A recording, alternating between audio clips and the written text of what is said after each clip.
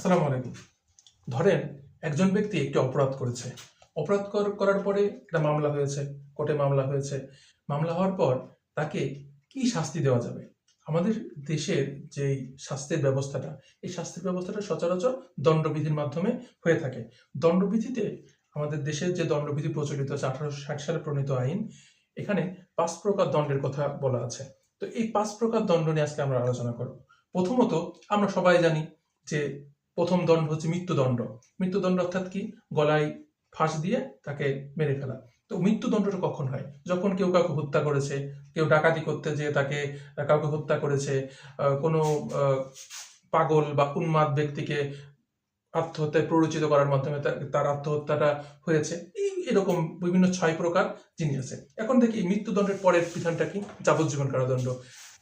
প্রথমত মৃত্যুদণ্ড, দ্বিতীয়ত যাবজ্জীবন কারাদণ্ড, তৃতীয়ত আসছে কারাদণ্ড। এখন কারাদণ্ডটা কয় প্রকার? কারাদণ্ড হচ্ছে 2 প্রকার। একটা হচ্ছে সশ্রম কারাদণ্ড, একটা হচ্ছে বিনাশ্রম কারাদণ্ড। সশ্রম কারাদণ্ডটা কি? সশ্রম কারাদণ্ড হচ্ছে তাই যেখানে একজন কয়েদিকে জেলখানায় যে শ্রমের মাধ্যমে তার যেই সময়টা আছে সেই সময়টা পার করতে হয়। আর বিনাশ্রম কারাদণ্ডে কোনো কাজ করতে হয় না। এরপরে আসে হচ্ছে সম্পত্তি বাজেয়াপ্ত, আর একটা আছে অর্থদণ্ড। এখন ধরেন অর্থদণ্ড বিষয়টা কি? অর্থদণ্ড বিষয়টা হচ্ছে কোনো ব্যক্তিকে তার যে দণ্ডটা আছে এই দণ্ডের সাথে আরো কিছু টাকা তাকে দণ্ড আরোপ করা। যে দণ্ডটা, যে টাকাটা সরকার নেবে, অথবা যার প্রতি সে যে ভিকটিম আছে সেই ভিকটিমকে সরকার প্রদান করবে। আরেকটি বিষয় সম্পত্তি বাজেয়াপ্ত। সম্পত্তি বাজেয়াপ্ত বলতে বোঝায়, ধরেন আমি একটা অপরাধ করলাম, অপরাধ করে আমি দেশ থেকে পালিয়ে গেলাম, বা পুলিশের ধরাছোঁয়ার বাইরে বা বিচার বিভাগের ধরাছোঁয়ার বাইরে চলে গেলাম।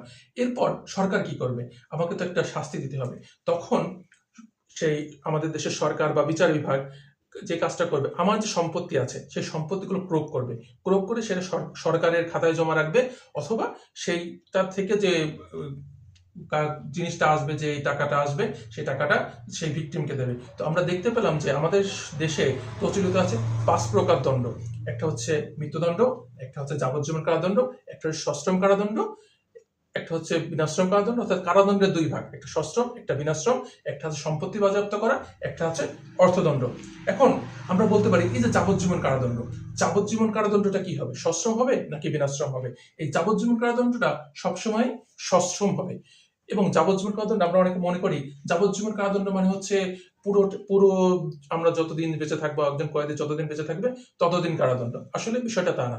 যাবজ্জীবন কারাদণ্ড মানে তাই যা 30 বছরের একটা বিষয় আছে। আতাউর রহমান মৃধা ভার্সেস স্টেটে একটা মামলা হয়েছিল। সেখানে আমাদের মহামান্য সুপ্রিম কোর্ট একটা রায় দিয়েছেন, যেখানে বলা আছে 30 বছরের কারাদণ্ড হচ্ছে যাবজ্জীবন কারাদণ্ড। আরেকটা বিষয়, যদি বিচার বিভাগ চায় যে তাকে আমৃত্যু কারাদণ্ড দেবে, তাহলে সেটা তাও পারে।